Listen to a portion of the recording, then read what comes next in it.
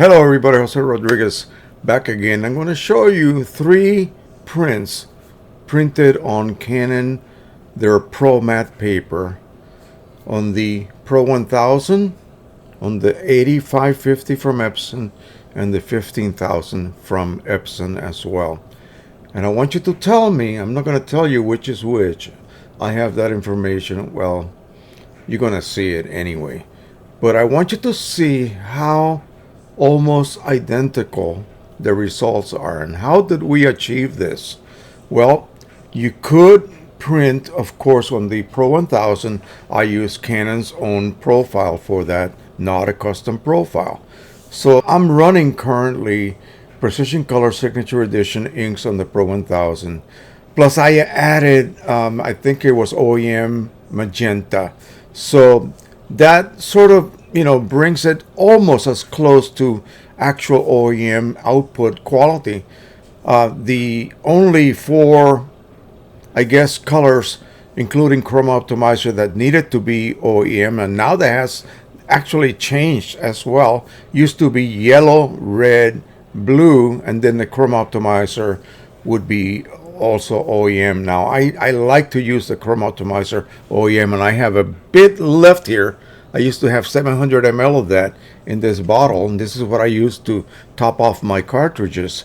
So how does it make sense then to spend almost $1,300 brand new? That's retail for a Pro 1000.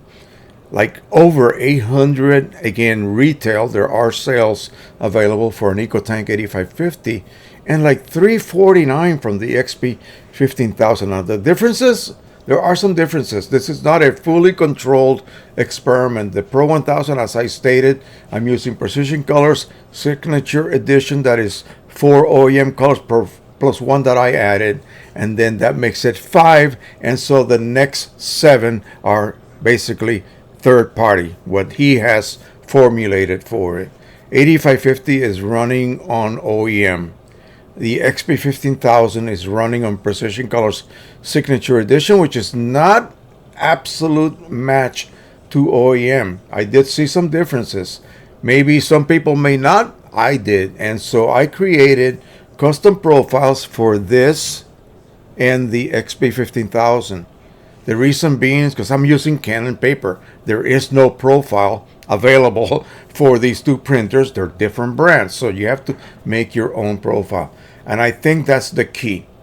Although the Pro 1000 was able to produce magnificent results using that particular ink set from Precision Colors, plus a little bit of extra help by using magenta OEM ink, I just use the OEM profile that they provide you. When you install the driver, it's automatically loaded. Not a custom profile. I did, however, use one for the XP 15000 behind me over here, and the 8550 also behind me. Because, again, the reason, Canon papers. So I'm using Presentation Matte as the paper choice, and I think I just used the Photo Matte paper choice. Now let me go ahead and reveal to you the results that I have right here. Let me put this last one down here upside down. And actually no, I have it written in the back, so you will not be able to tell. Here's one. Here's the other one. And here's the third one. Did you see any drastic differences? And that's the key. So here's a conundrum. So how do I choose a printer? How do I come up with a budget that I'm willing to spend on a printer, and only to find out that, at least using this particular paper combination, I am not seeing much of a difference between the output of these 3 drastically differently priced printers. Here they are. And I'll do lay it around the other way so you can see the strawberries. There should be some differences on the strawberries. A couple of the printers have red proprietary ink. Okay, and the one behind me does not. This one only has photo black. It does not have a pigment black ink. And yet, do you see any differences? Well, let me see. Ah, isn't that interesting? This is the top one. This is 8550. This one is the XP 15000, and this one is the Pro 1000. Let me just show you, for instance, two drastically different price ranges. XP 15000 right here, Pro 1000 right here. Let me flip it over in case the lighting is uneven, which it is. You have to bear with me here. But we're looking at color.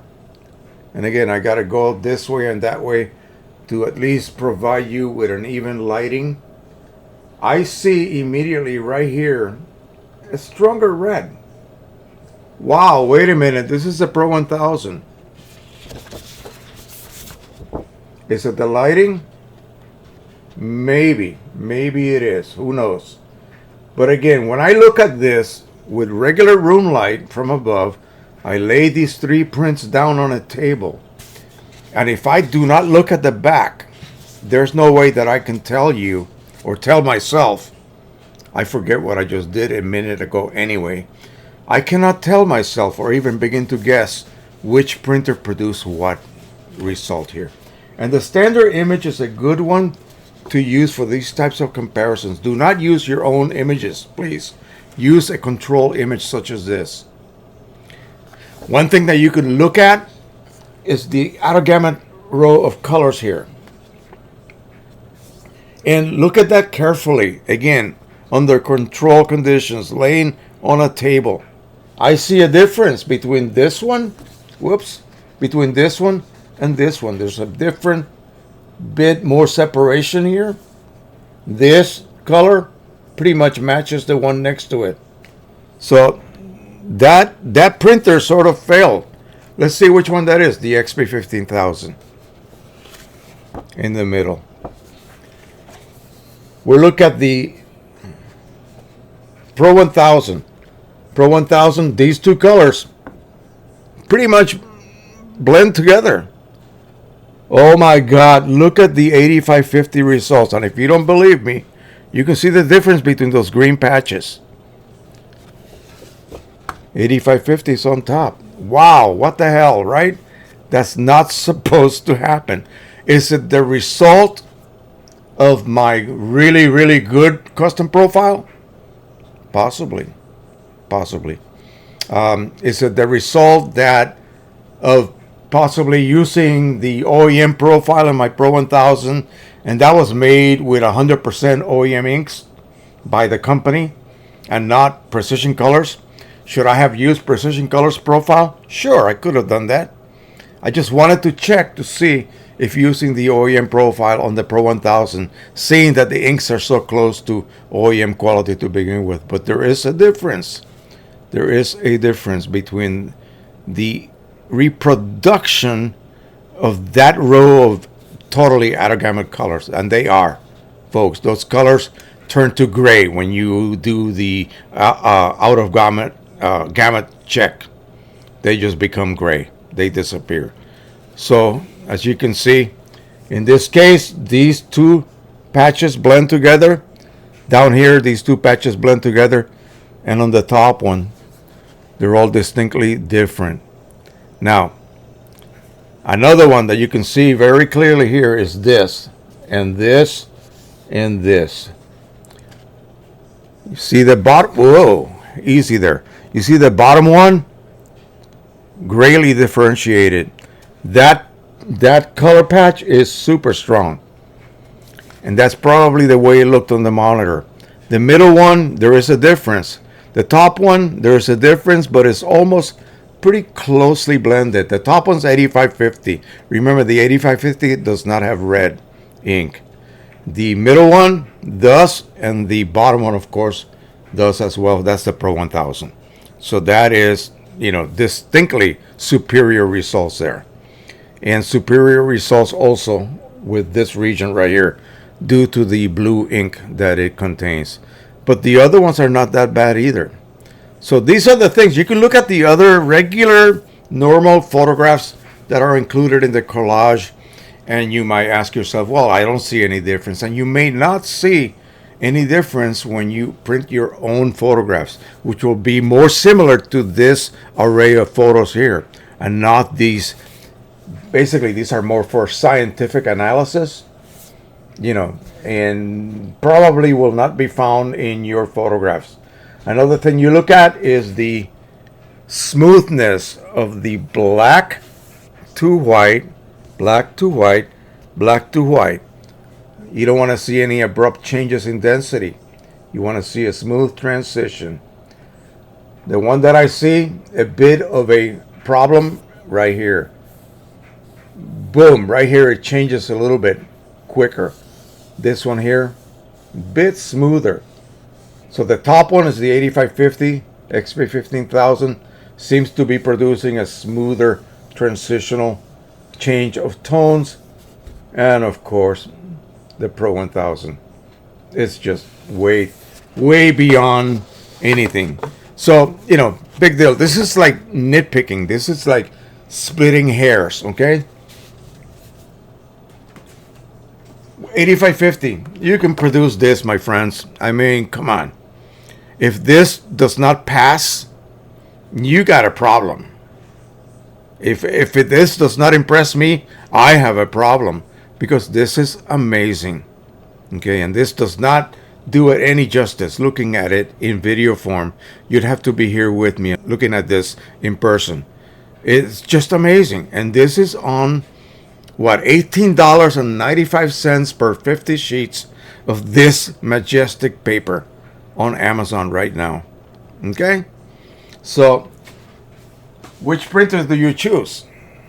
Well, if you want to do 17-inch up to like, 47 inches now with the new firmware, of course you need the Pro 1000.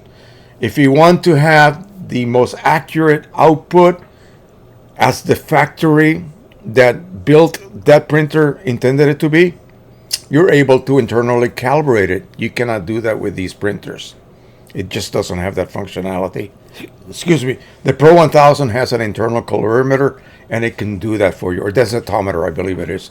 And it can do that for you so that when you calibrate your printer out of the box, once you go through the installation process, you do your test printing and your head alignment, you then calibrate it with your Canon Pro luster paper they give you, along with the rest of the stuff that comes in the box.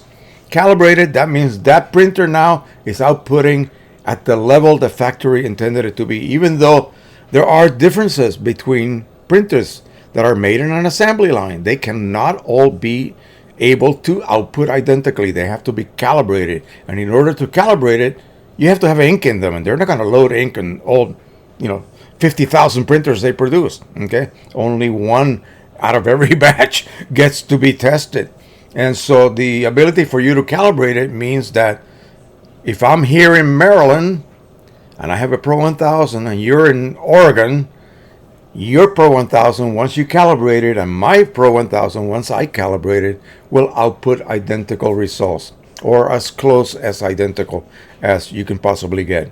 Otherwise, they will not. Okay? So technically speaking, if I make a profile on my calibrated printer, and then I give it to you in Oregon, and you have not calibrated your printer, what's the use?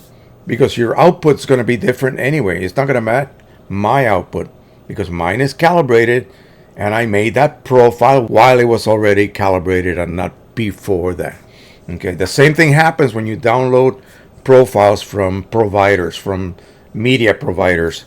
They make profiles on their batch army of printers, as many as they can possibly do on their papers, and they send that profile to you, or you download it. It's for their printers, not your particular copy of that printer.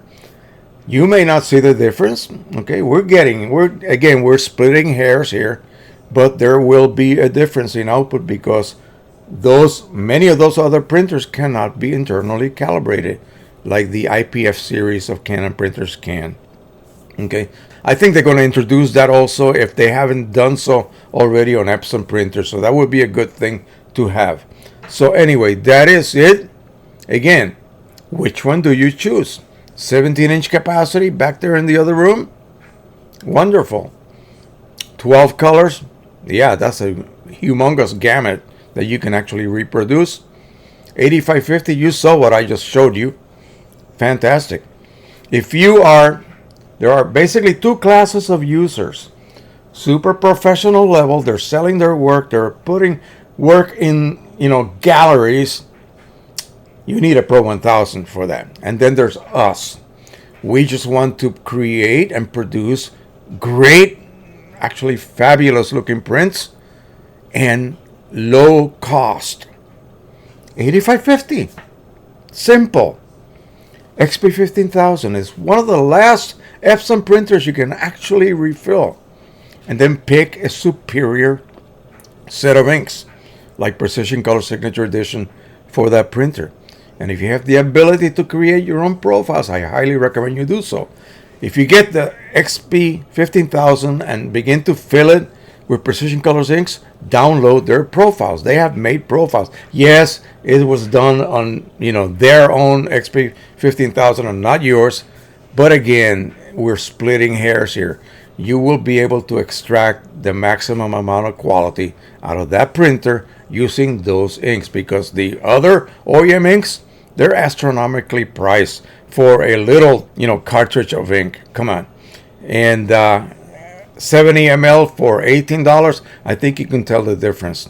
Okay, so you will be able to print at your heart's content with the 8550, produce work that looks like this, as well as this, without having to worry about going bankrupt. that would be the worst thing. And then having to maybe not print as often, which is very detrimental to your printer to begin with, just because you say you cannot afford the ink. Well, yes you can, if you do it right, if you approach the whole thing the right way. Pro 1000, I am refilling top quality inks. XP 15000, I am refilling top quality inks. 8550, I don't have to refill that with other than OEM because they are very low to begin with. So again, it almost matches the cost of the other two printers using third-party, high-quality third-party inks without having to worry about, finding some super cheap, $20 for a gallon of ink. No. Don't do that. Don't do that. You will regret that move, believe me. So again, any of those three printers, 13-inch capacity. If that is all you need, then you're good to go. Oh, one more thing. If you're worried about that printer's only having a dye ink set and you think it's going to affect your matte media printing, forget about it. Magic, I'm telling you, it produces amazing results on matte paper, which is totally crazy because any other printer with dye ink sets just falls on their face when it comes to printing on matte paper. They love to print on glossy and luster and any kind of shiny type papers, but never on matte.